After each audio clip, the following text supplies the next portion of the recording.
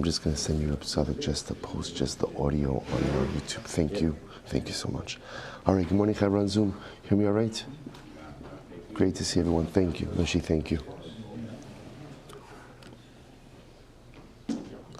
All right, I will say good morning. Good morning. Let us begin by thanking our sponsors for this morning share, to thank our Talmud Torah sponsor for the month of Elul, Baruch Meir and Rina Dubin, in honor of our children, all of the suburban sons and daughters beginning their year of study in Eretz Yisrael. May their Torah study and mitzvos in the Holy Land merit the release of our precious hostages, the success of our soldiers and return to their families, and the arrival of Mashiach Tzidkenu B'mheira B'yameinu.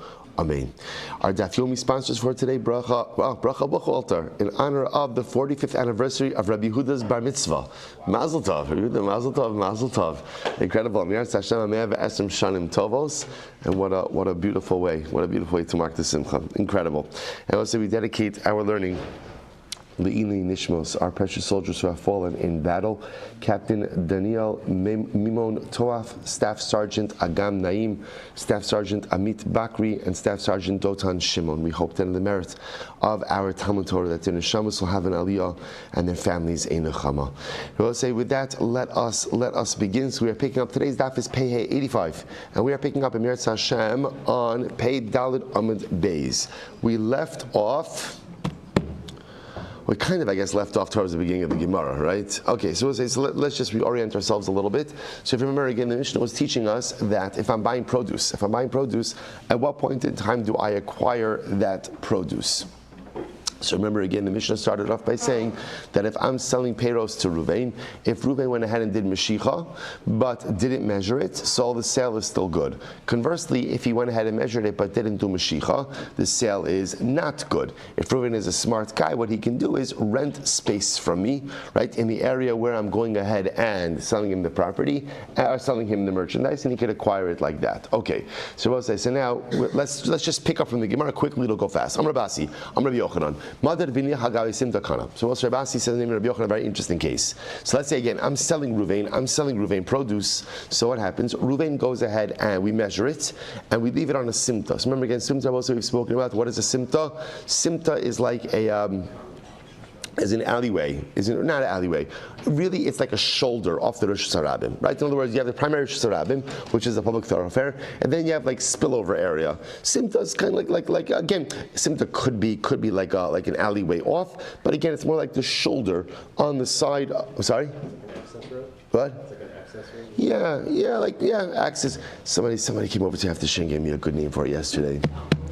Alcove? Isn't an alcove a closet? No. Shmuel? Alcove is a closet, right? Today's dam. We have mumcha, right? So nice. Okay, whatever it is, you understand. A simta, the easiest way to illustrate a simta is you have a primary shusarabim, and then there's like a spill-off area. In other words, and a simta is where you went when you wanted a little bit of quiet, and it was common to transact business in a simta.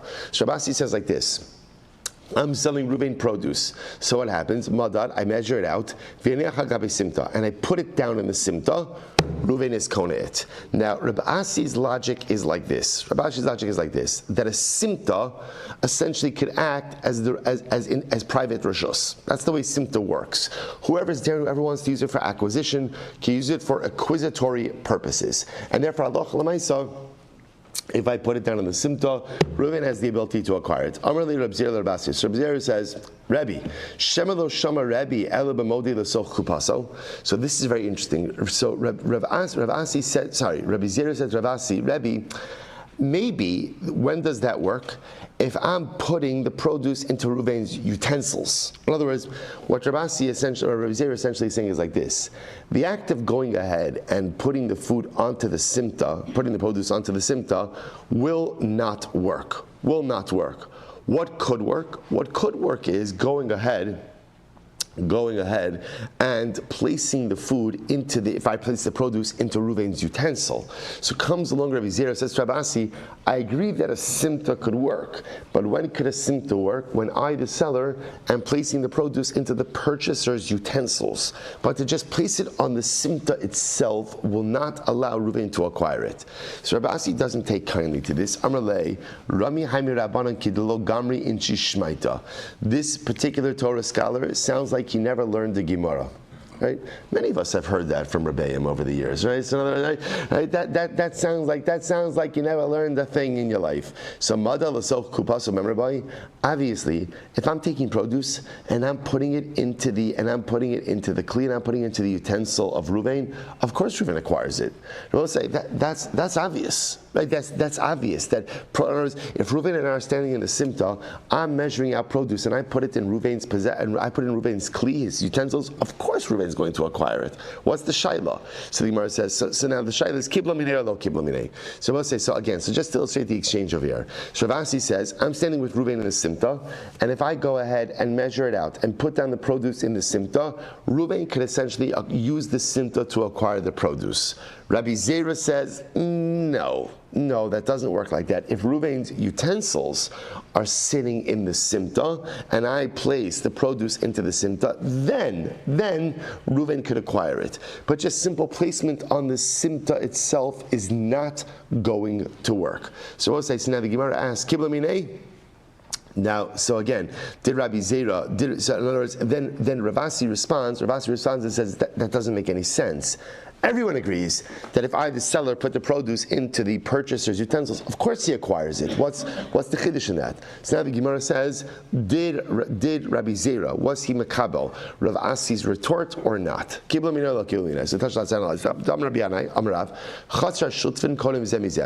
say if Reuven and Shimon are partners, Reuven, remember again, they could acquire from one another in jointly owned property. Because in jointly owned property, remember again, they both own it. And therefore, they could both use it for acquisition purposes. My love, al gabe karka. Are we not talking about the idea that each of them could use the actual land of the chatzar to acquire property? And what do you see from here? That you could acquire something by dint of kinyan chatzar even in jointly owned property. Where I will say, well, but pashtos, that would apply to a simta as well, because the simta almost has the status of chatzar shutzfin. So the Gemara says no. My love, agab bekarka lo l'soch kupaso. No, here we're also talking about that where Reuven and Shimon are partners, but they are acquiring by placing things in each other's utensils and not on the ground. To which the Gemara says, "Hachinai mistaber." This would seem to be clear. Rabbi Yaakov, Rabbi Yochanan, madad v'nech agabe simta lo kana. That in fact, again, Rabbi say, listen to this. Rabbi Yochanan is on record as saying that if you measure something out and place it on the simta, the purchaser cannot acquire it from the simta. Sa'ai kashina hadadi, contradict each other, because beforehand we said that a simta does work. Now we're saying a simta doesn't work. Alav shmamina kan mode v'soch kupaso kan mode agabe karka. So we'll say, what do you see from here? Two different rulings. When do we say that a simta can acquire? When can it acquire? When the seller is placing the item into the utensils of the purchaser. The purchaser's items are sitting where? In the simta, right? That's when it works. But to just place items, when the seller just places the produce onto the simta itself, that is not going to work. What do you see from here? You see from here that Rabbi Zera is right. Rabbi Zera is right, or at least the Rabbi Zera did not accept Rav Asi's comment. Okay, Gemara says Shma Mina. So Shma Mina, ultimately, again, Rabbi Zera was not Mekabel, and therefore I will say the way the Gemara is operating is like this. At least according to Rabbi Zera, a simta could work. But how does a simta work? A simta works when the seller is placing the produce into the utensils of the buyer that are situated on the simta. But to just place produce on the simta itself is not going to allow the purchaser to acquire. Okay, because we'll say essentially what we're saying is like this. Like the simta could work as your quasi chatzar, but not as your complete chatzar. In other words, that you can't, it's almost as if like you can't use a full bona fide kinyan chatzar in the simta, but it works to allow you to place your utensils down there to acquire the produce placed therein. Incredible. So Tashma, let's analyze. Madad v'lo mashach lo kana. So what did the Mishnah say? The Mishnah, I'm selling produce to Reuven. I measured it out, but Reuven didn't do mashiach. He didn't acquire it. So where are we? Right? Where are Reuven and I when we're doing this transaction? My lab the simta. Are we not not standing in the simta, lo b'rishus harabim. No, we're standing in rishus harabim. That's where it's happening over there. That's why I will say again, in order for Reuven to acquire it, what does he have to do? He has to do Mashicha. Whoa, Mashicha and rishus harabim. Remember again, we learned our kinyanim. Remember, I will say, what do you need for Mashicha? What do you need for Mashicha? You're overwhelmed by the question, right? What do you need to pull it into your rishus, right? Remember again, I both say these. Remember the three kinyanim: Mashicha, Masira, Hagba. There are more than three kinyanim, but for our purposes, right? Mashicha is very, very, very important, right? This is like. Yeah, very important. So Mashicha requires you to pull it into your domain. Right now, by the way, the Mashicha doesn't require pulling. Right? What does Mashicha require? Movement. Right? Causing the animal to move. You could hit it, you could call it, but the idea is it is moving into your domain. So as we're going to see, Mashicha requires entry of the acquired item into a domain that at least you own in some way. Mesira is the giving over of the reins, or taking of the mane, or taking of the hoof. Where could that be done? Where could that be done? Anywhere. And Hagba, which is lifting up, where could Hagba be done? Anywhere as well. So now the Gemara says, one second. You're telling me now this is Mashicha, Ihachi Emaresha, Mashach V'lo Madad, Kana. Look at the Reish. What was the Reish of the Mishnah? If let's say again, I'm selling produce to Ruvain, so Ruvain did Mashicha, right? I'm sorry. So I'm selling produce to Ruvain. I didn't measure it out. When it wasn't, he didn't count the measuring, but he did Mashicha. He acquires it. If we're selling Mashicha, Mikanyo, is there such a thing as Mashicha and Rosh Hashanah? There's no such thing as Mashicha and Rosh Hashanah. Here it is. Mesira Kona, Rosh Hashanah, Ubechatz Shen Shosneim. We'll say Mesira has the ability to acquire in any rishos, right? It doesn't matter where seller and buyer are situated. Mesira has the ability to acquire in any rishos, whether it's sarabim or rishos that belongs to neither seller nor buyer. Meshicha kona besimta ubechatzer shehi shel shneim. So Meshicha, I will say, has to take place in a domain that at least either a simta. Now, interesting enough about a simta, right? A simta kind of belongs to everyone, or a rishos hayachid. All right, the purchaser is rishos hayachid, or an area chatzah that belongs to both of them. The Hagba, kona b'chol makom. Hagba, lifting the item up, works everywhere. So what's going on over here? Gemara says, no. My mashach nami ditan mishas harabim l'simta. What's the mashicha that the Mishnah talks about? The mashicha we're talking about, as you're right, Ruvain, the purchaser, is doing mashicha from mishas harabim into a simta. That works. Ihachi, ema seifa.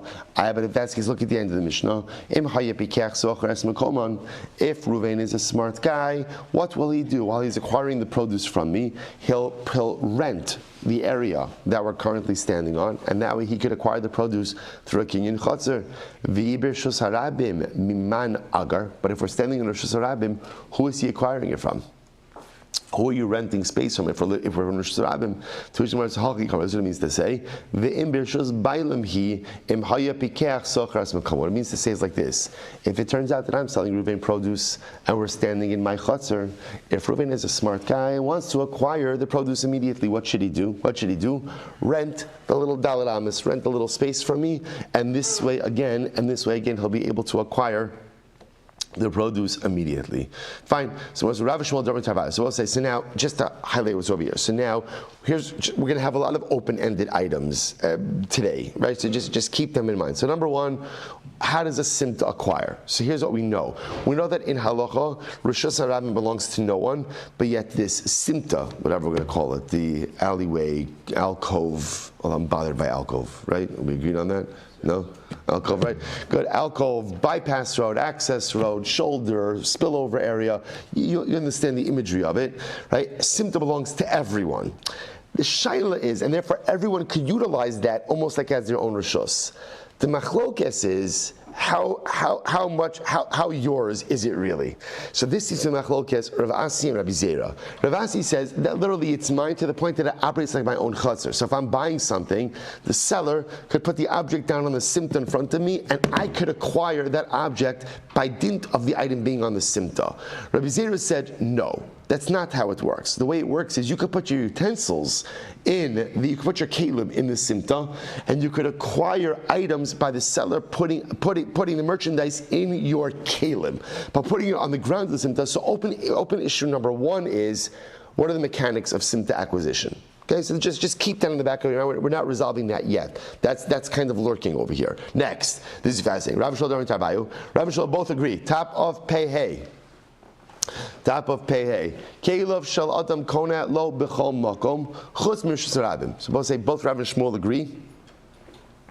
Both Rabbi Shmuel agree that Allah Chalamaisa again, Keilav shel Adam Kron B'chol Makom, which means your utensils have the ability to acquire for you wherever they are, Chutz Mirshus Rabim, with the exception of public domain. Now we'll say, take a look at the Rashbam for just a moment. Keilav shel Adam shel Alkeach Kona lo im pasak damim b'chol makom afilu b'shus mocher ukigom da'amar le behaji yikne lecha keilav. So we'll say, now listen to this. This is actually a fascinating halacha. My utensils have the ability essentially to act as my chutzner. So imagine the following situation. I'm selling Ruvain produce, right? So Ruvain is standing in my chutzner. So remember again, can he do Mashiach on the produce? Can he do Mashiach if he's standing in my chutzner? No, because we're in my chutzner, right? We could do Masira, we could do Agba, right? So we have all these different types of kinyanim we could do. What's interesting we could also do is like this. Let's say Ruvain's pots are sitting right here. He has a pot that's just sitting in my chutzner.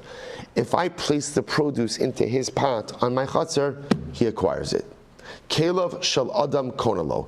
A person's utensils have the ability to acquire in his behalf, acting almost as if they're a chutzner. Now, what's the chiddush? I will say, so you say to yourself, okay, that's like pretty intuitive. That makes a lot of sense. What's the chiddush? The chiddush is, even if Ruvain's pot is sitting where? Right?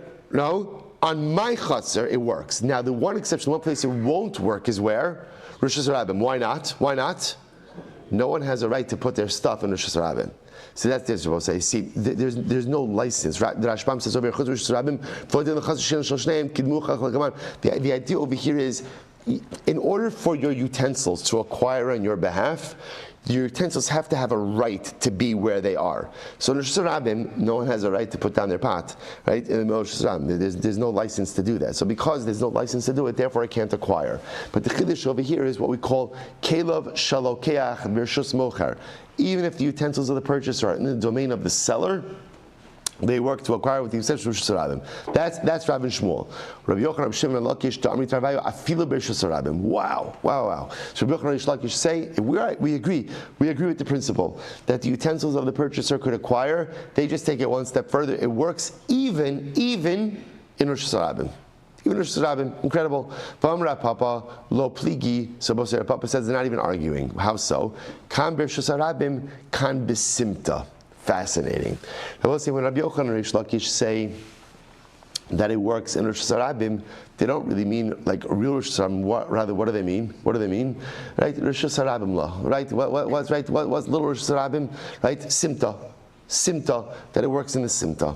So I'll say, so therefore again, interestingly enough, everyone is really agreeing that Keilav Shalokeach, utensils of the purchaser, could help to acquire on behalf of the purchaser when they're either in the seller's domain, right? But if they're in real Rosh Hashanah, it doesn't work. Rabbi Yochanan says, however, if it's in a Simta, it does work. So we'll say, so by the way, who would this support? Just to point out, this would seem to support Rabbi Zera, right? Because Rabbi Zera was the one who was saying that a simta could work. You can't utilize, right? The purchaser can't utilize the ground of the simta, but he can utilize utensils placed in the simta to acquire. So Rabbi Yochanan and Rish Lakish seem to be backing up that concept. This would appear to be clear. A person's utensils could acquire for him in every place. Now here's the caveat, right? If I'm the purchaser, so my utensils have the ability to go ahead and acquire on my behalf, but there's one caveat. What's the caveat?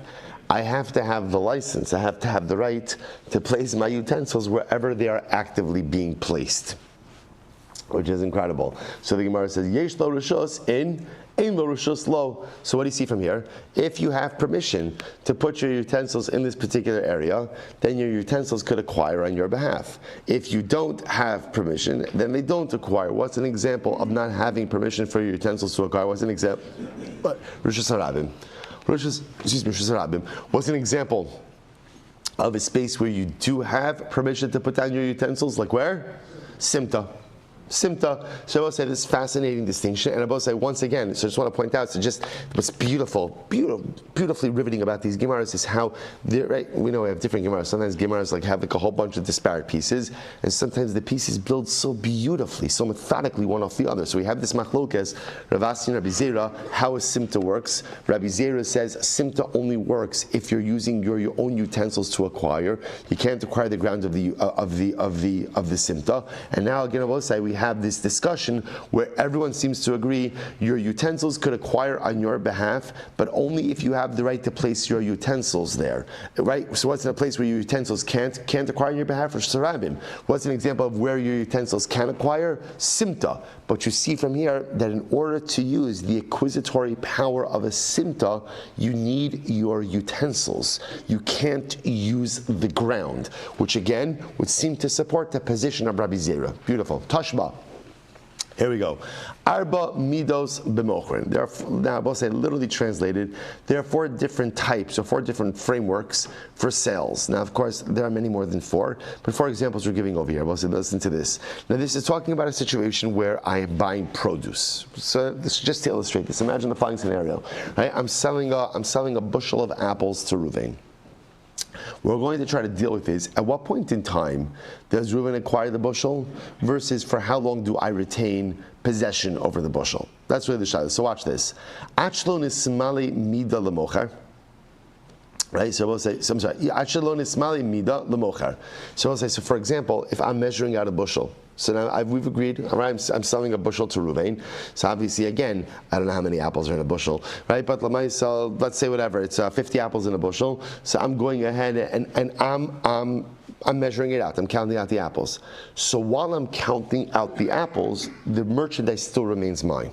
So in the process of measuring, the process of counting, I, the seller, still retain ownership over the merchandise. Once I finished counting or finished measuring, ultimately then they become the property of the purchaser. And I will say that interesting enough that Rashbam points out over here, this is all presupposing that the price has been agreed upon. So assuming price has been agreed upon, so while I'm measuring it, I still maintain control, which means if I choose to renege, I've counted out 10 apples, and I say, you know what?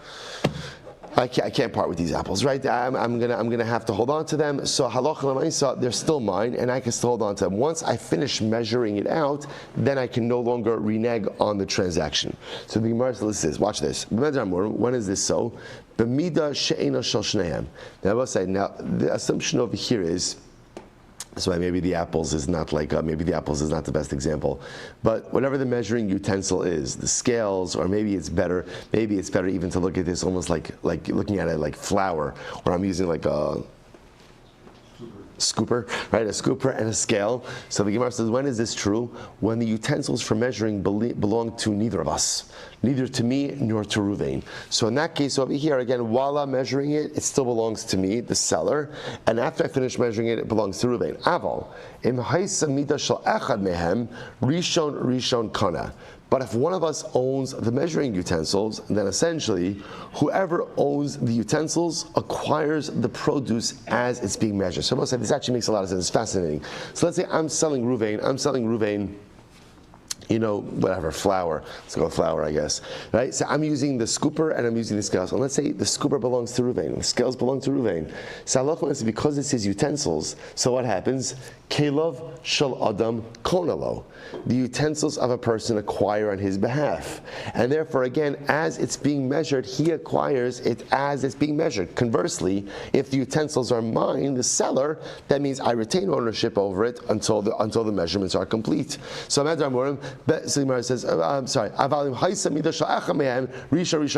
if the utensils that are being used for measuring ultimately belong to one of us, purchaser or seller, right? Yeah, seller or buyer, then ultimately, again, whoever owns the utensils also owns the merchandise as it's being doled out. So here we go. When is this so? Furthermore, when is this so? This is talking about it in the Rishus Harabim, or in a domain, in a property that belongs to neither of us. Avo. Bershus mocher lo kana ad shigbena or ad shiyasen meshusa. Now, obviously, however, listen, very important qualification. If I'm selling Reuven flour and we're standing in my domain, so halacha l'maisa again, and I'm measuring it out. So Reuven will not acquire that until what? Until either he does Hagbah or he does Meshicha by ultimately removing it from my domain. Bershus lokeach. Similarly, again, if we're doing this transaction in Reuven's domain, kevan shekibal alav mocher kana lokeach. Now, interestingly enough, if we are situated in Reuven's domain, then what's the halacha? Once we've agreed upon price, then halacha l'maisa Reuven acquires it, as it's being measured out. What's the logic in that? Kinyan chaser. Fascinating. Birshus hala hamufkadim etzlo. So we'll say, now what happens if all of this is happening in the rishus of a third party? So let's say again, I'm selling Reuven flour, but it just happens to be that I have Shimon. Shimon is my flour guy, right? So I have all my flour being deposited. I have all my flour deposited with him. So we're doing this entire transaction in Shimon's domain. Birshus hala mufkadim etzlo lo kana ad sheyikabel alav or ad sheyiskor es mikoman. So ultimately, I will say, if you take a look at the Rashbam here, the Rashbam is about 7 lines up from the bottom. Hamufkadin etzlo shehifkit sham mocher perosav umistama heknalo nifka lemafkid es reshuso letzorach perosav limkar v'limdor perosav basically they are kol nifkadim. Now the assumption that the halacha is working on over here is because I deposit my flour with Shimon, and Shimon knows I'm going to do business with this flour, that almost as if Shimon allows me usage of his property in certain ways in order to transact business. So now if I'm doing this deal with Reuven in Shimon's property, so then what's the halacha? Look at the next Rashbam. Achi kabel alav nifkad b'mitzvas mafkid liyachi lo reshus lelokeach liknos peros ba'asher hu sham o sheyiskar. So we'll say in this case over here, if let's say now I'm selling to Reuven the flour, but we're in the property of Shimon. Shimon is my guy. He's the guy who watches my flour. So either upon my instruction to Shimon, or if Shimon actively rents space to Reuven, then Reuven could acquire even in the reshus of Shimon. So let's just read that inside. Reshus hala mufkadim etzlo. But if Reuven and I are in the reshus of Shimon, the guy who's in possession of my flour, lo kana ad sheyikabel alav o ad sheyiskor es mikoman. Ultimately, again, he's not makabel until he accepts it upon himself, or when Shimon goes ahead and rents out space to Reuven. Fine. So out of all of this, what do we? It's fascinating, but how does this relate to our previously discussed topics? Here we go. Katani miha b'shus harabim u'b'chatzer she'ena shel shnehem. Interestingly enough, if you notice, by the way, that one of the things that we spoke about was as follows, that if we're using measuring utensils that belong to me or Reuven, so whoever's measuring utensils we are, that's who establishes ownership of the produce as it's being measured out. Then the Gemara says, when is that true? When the transaction is taking place in Rosh Hashanah or in a domain that does not belong to either of us. What is the example of a domain that does not belong to either of us? Katani b'reshus harabim u'b'chazer she'en shoshneim. I will say Amud Beis. My love b'reshus harabim mamish. So I will say, what is the example of a domain that belongs to neither of us? What is that referring to? Are we not talking about again, or I should say, Reshus Harabim? What type of Reshus Harabim are we referring to? Is that not a Reshus Harabim mamish, an actual Reshus Harabim? Lo simta. Right? The Gemara says no. It refers to a simta. Now take a look at the top Rashbam on 85b. My love Reshus Harabim mamish. V'afilu hachi katani tim haisa mida shel echad mehem rishon kana. So we'll say, so just to point out what's happening over here. Right? What did the Brisa say? The Brisa spoke about a number of different ways that I'm selling Reuven produce, different ways that I could frame that transaction, and different types of utensils that I could use. So one of the things that the Brisa said was like this, that one of the things that could determine ownership is what? Whose utensil is being used. So I'm selling Reuven flour, so one of the things that the Brisa said was, it depends whose scooper or whose scales, really let's focus on the scooper, is being used to measure out the produce. If it's my scooper, then I, the seller, retain ownership over it until everything is fully measured out. If it's Reuven, the buyer's scooper, then what? He acquires it as it's being scooped out. The Gemara says, now that works, we'll call it the utensil metric, works when what? When we're in Reshus Harabim or in a domain that doesn't belong to either of us. Because remember, again, I will say, if we're in my domain, the seller's domain, then obviously I'm retaining ownership over all of this until I actively convey it over to Ruvain. And if we're in Ruvain's domain, then Ruvain could be acquiring this each scoop because of Kinyan Chatzar. So when does ownership of the utensil determine who's owning the scooped out produce? That's only if we're standing in Rishus Harabim. So Rabbi say, that's very interesting. Because what does that essentially say? That says that your utensils have the ability to acquire on your behalf even where? Even Rosh Hashanah. And we just said on the top of Amud Aleph that everyone, Rabbi Shmuel and Rabbi Yochanan Shlakish, everyone agrees with the concept of Kelev Shal Adam Koralo. Your utensils could acquire for you. Everyone agrees with that concept, and everyone also agrees that what? It doesn't work in Rishus Harabim. The most it works with is where? Simta.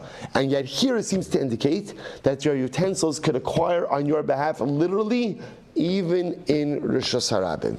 Even Rosh Hashanah. So what's going on over here? To which the Gemara says, no, don't get all excited. The Gemara said, my love, top line of 85b. My love, B'Rosh Hashanah mamish.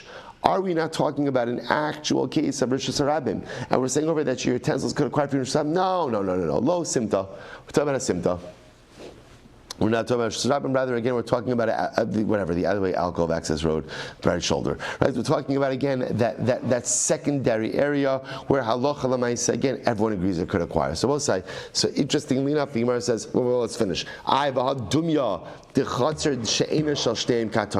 1 second, but it compared the Rosh Hashanah that we're talking about to a chatzar that belongs to neither of them.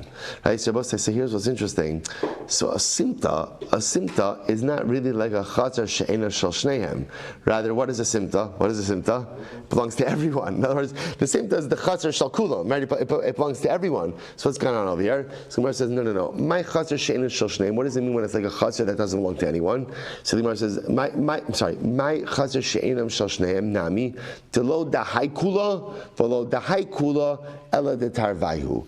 So we're saying what it means is like this. In that respect, a simta is like a chatzar that belongs to no one. Why? Because it belongs exclusively to no one. Just like a chatzar she'ena shel shneim belongs, right, doesn't belong exclusively to any of them. So to a simta does not belong exclusively to any one party. So we'll say. So interestingly enough. So we're gonna pause here for just a moment. So it seems like, now again we'll have to see. We'll see the Rambam tomorrow, but it seems like based on where we're holding over here is as follows. So let's work ourselves backwards. Everyone is agreeing with the principle that Kelev Shal Adam Konala B'chol Makom, that a person's utensils have the ability to acquire on his behalf wherever he is. Right, or I should say, not wherever he is, in any place. We qualify that ruling, right? And say, okay, b'chol makom doesn't mean b'chol makom. Everyone agrees. Where doesn't it acquire? Rishus Harabim, right? What's the logic behind that? Because you don't have a right to put down your kelim there. So if you don't have a right to put down your kelim there, then of course it's not going to acquire on your behalf. Where does it work? In a simta. So we'll say that's where it seems to work. Now again, so therefore, my utensils have the ability to acquire for me in any place, except for Rosh Hashanah, but does work in a simta. Loop that back. We had a fundamental machlokes. How does simta work? Ravasi says a simta could acquire almost literally like my chatzar. And the same way that if you walk into my chatzar and you put something down in my chatzar, in my courtyard, my property acquires it for me on my behalf. Ravasi says simta works the same exact way. Simta could acquire on your behalf. Rabbi Zera said no. Rabbi Zera said a simta could work if your utensils are positioned on the simta, right? But a simta will not work literally as your chatzar that the simta itself could acquire, but your utensils on the simta can acquire. So Rabbi says, so it sounds like based on everything we've seen that the halacha is going to be like Rabbi Zera. So a simta works to acquire through your utensils, right? Because Kelev Shal Adam Konala B'chol Makom, except for Rosh Hashanah. Okay, beautiful. Now again, whether or not all of that is going to be halachically true, we're going to have to come around to tomorrow. But that seems to be where we're headed with all this. To which now the Gemara introduces a fascinating shaila. So good. Pei hey. Everybody say, it's beautiful, right? Daf pei hey, peh, right? The mouth. So if you think about it, what's so beautiful more than anything? What gives us a mouth? What gives us a voice in life? It's Torah. It's Torah, right? Torah gives us life. Torah allows me to open my mouth. Torah allows me to be filled with wisdom. So incredible. And when you see these Gemaras that fit so beautifully together and everything builds on it, and I feel like I'm like, so you know how I don't know what you call it, but you know how they have this type of art where like. You see, it's like where like the artist starts like in the middle, right? In the middle, like makes like a little dab of the paint, and then I'm sorry. No, no, that for sure is not. I know. So no, it's like makes like a little dab of paint, and then another dab here, and then another dab here, as opposed to, let's say, painting a picture where you start by painting the ground, and then the people, and then the sky, and then the sun. It's like a little dab of art over here, then another dab of art over here, then it connects over here, connects over here, and you have no idea where the painting is going, right? They often do it like by finger, like the smearing the thing here, smearing the thing there, and like as it's going on, you have absolutely no idea what it is that's unfolding, and every little dab and every little movement of the brush or the finger creates a different piece, and then like at the end of it you're like, wow, and then you go back and you see how every little thing that didn't look coherent formed the beautiful part of the tapestry. So much of that is Gemara. So much of that is Gemara, we'll say that. And sometimes you see a sugya like this, where again, there's a dab here, a little bit of paint over, a little bit of paint over there, and then kind of at the end of it, you see, wow, that's absolutely magnificent. And then you find your voice, right? And then you find your peh, and then you find your mouth, and then you find your kol. So Gemara, literally, again, Torah gives us our mouth. Torah gives us our voice. Incredible. Let's go back there. Says Gemara, Rav Sheshes Rav Huna. So I will say, so Rav Sheshes said to Rav Huna, Rav Sheshes asked the following kasha of Rav Huna. The Gemara says, Kelev shalokech b'rishus mocher, kona lokech alo. So I will say, so now, this is a sub-question. So now what we've established is like this. My utensils cannot acquire on my behalf in Rishus Harabim. My utensils can acquire on my behalf in a simta. Can my utensils acquire on my behalf when they're situated in the domain of the seller? Right? So watch this scenario. I'm selling produce to Ruvain. Ruvain brings his utensils. He puts his utensils down in my rishos. So now I put the produce into his utensils, his kelim.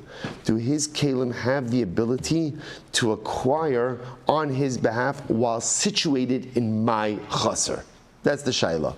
So the Gemara says, so essentially, again, Rav Huna says, of course, we learned this already. Give me a hard question. We learned this already.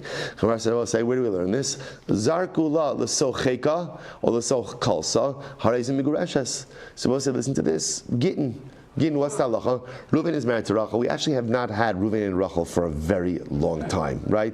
We thought they were doing fine. Apparently not, right? So I'll say, so what happens? So right, Reuven throws Rachel a get. He throws her a get. So what happens? And he throws it l'soch cheka. Cheka literally means like by her lap, right? Or l'soch kalsa, or into her basket. Harezim migureshes. Ultimately, she is divorced. So both say, so now, bepashtos, the way Rav Huna is understanding this is like this. This is even talking about a case where Rachel is standing in Reuven's property, right? Let's say Reuven owns the house. They're sitting in Reuven's house. Reuven throws a get into her lap or into her basket. So now that is Rachel's utensils in the domain of Reuven. And yet what? She's divorced. What does that show you? Kelev shal adam konelo afilu b'rishus mocher.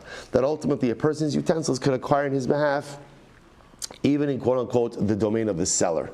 So the Gemara says, so this is what Rav Huna responds to Rav Sheshes. So Amrlei Rav Nachman. So Rav Nachman says to Rav Sheshes, my time pashantat la me'ahi. So Rav Huna.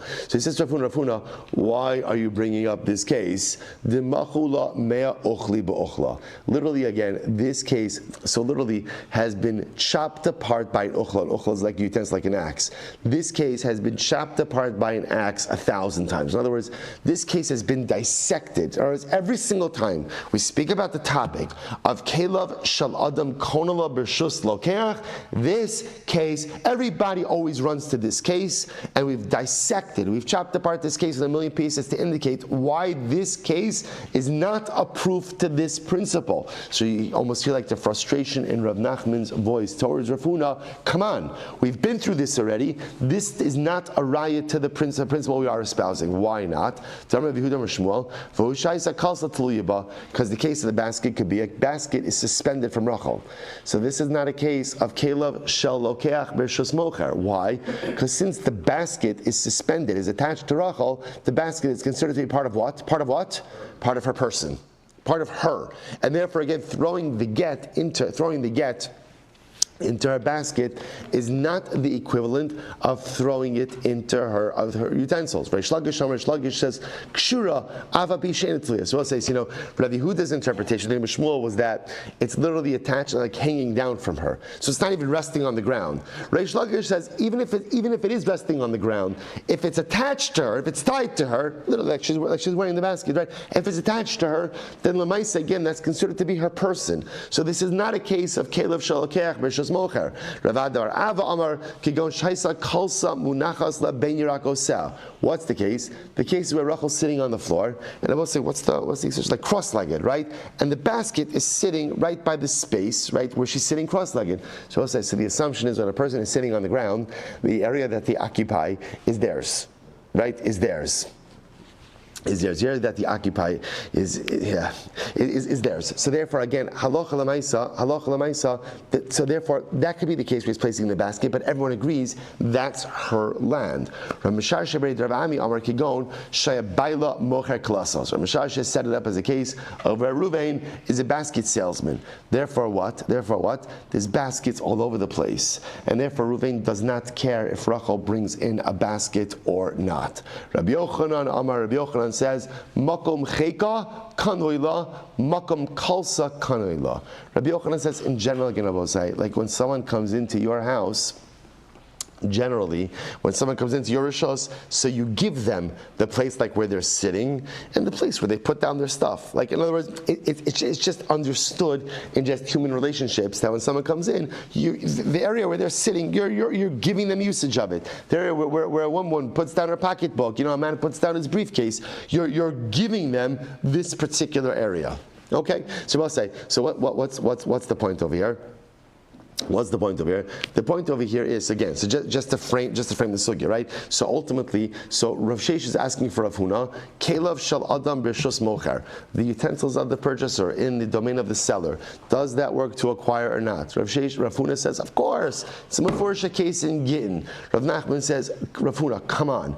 Don't bring up that case in Gittin. That's not a raya to this case. We've already spoken about how that case of Gittin works, and it has nothing to do with Kelev shel Kona. Kelev shel Lokeach b'Rishus Mocher. It's not that case. It's just not that case. To which the Gemara says, just as an aside, Amar Rava says, my time with Rabbi Yochanan. What's Rabbi Yochanan's logic, right? Because Rabbi Yochanan said that in general, a person gives over the place where another individual is sitting, or the place where they put down their bag. What's the logic? Lefi she'ein adam makpid lo amakum cheka v'lo amakum kalsa. Because about saying in general, if someone is in your domain, it's understand that a person occupies space. So it's understood that when a person comes into your property, you're giving them that space and you are not makbid on that particular space that they occupy. So it turns out that the case in Gittin, while very interesting, does not address our issue. And as such, we are still back to our core issue. What is our core issue? Kelev shalokeach b'Rishus Mocher. To the utensils of the purchaser, work to acquire in the domain of the seller. That's the where we are up to. Ella Pashut Lemeha. The Gemara says, You're right. Let's answer it from the following place. So the Gemara says, Ella Pashut Lemeha. B'Rishus Mocher Lokana Ad Shiyagbena O Ad Shiyotzian Mishusa. So what's the Mishnah? What did the Mishnah say? That if I'm selling Ruvain produce, right? If I'm selling Ruvain produce and we're standing in my chutzner, my domain, so then what's the halacha? Ruvain does not acquire the produce until he either does Hagbah, lifts it up, or moves it out of my domain. So the Gemara says, my love, bekelev de lokeach. Are we not talking about a situation where I'm using perhaps the utensils, right, the scooper or the scales of Ruvain? But even so, or maybe I'm even putting it into his utensils, but even so, he does not acquire it until he removes it from my domain or does Hagbah. Lo, bekelev de mocher. No, we're talking about a case where it's the utensils of the seller. That's why Ruvain's not acquiring it until he either does Hagbah or he removes it from my domain. Now, if he's setting it up as a Reisha, as talking about a case of the utensils of the seller, Seifa Nami Bekil of the Mocher, then ultimately, again, the end of the Mishnah also has to be talking about the utensils of the seller. Amos Seifa, here's the problem. Look at the Seifa of the Mishnah. Bershus Lokeach, Seifa of the Brisa, sorry. If we're talking about, again, the Rishus, right? Let's say the transaction is happening in the Rishus of the Lokeach. Shekiba alav mocher kana lokeach. Once the mocher accepts the terms of the deal, pricing, and the lokeach acquires it.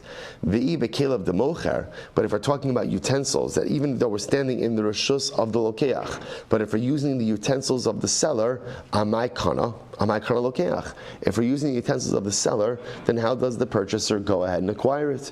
To which the Gemara says, you're right, seifa asan lekel of the lokeach. You're right, we'll say two different cases. The seifa is talking about, seifa is talking about the utensils of the purchaser, not the utensils of the seller. So therefore, what we're setting it up is, the Reisha is talking about the utensils of the seller, and the seifa is talking about the utensils of the purchaser. The Gemara says, umay paska, but how do you know which case is talking about the utensils of the seller versus which case is talking about the utensils of the purchaser? How do you know that? So we'll say, this is a fascinating answer. Stam with the milsa. The Gemara says, logic. What's the logic? Bei mocher, money de mocher shchichi. Bei lokeach, money de lokeach shchichi. So we'll say it makes sense to say that when the transaction is happening in the domain of the seller, whose utensils are we using? Whose utensils? The seller's. And when the transaction is happening in the domain of the purchaser, whose utensils are we using?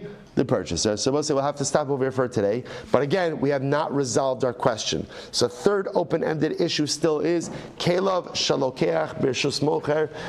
Does the seller have the ability to acquire, utilizing his utensils, when those utensils are situated in the domain of the seller? Emir Hashem, to be determined tomorrow. Shkoyach.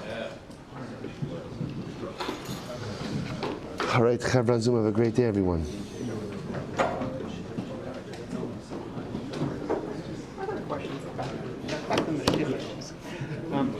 If you submit that to me, I know that my property or a property that we've done.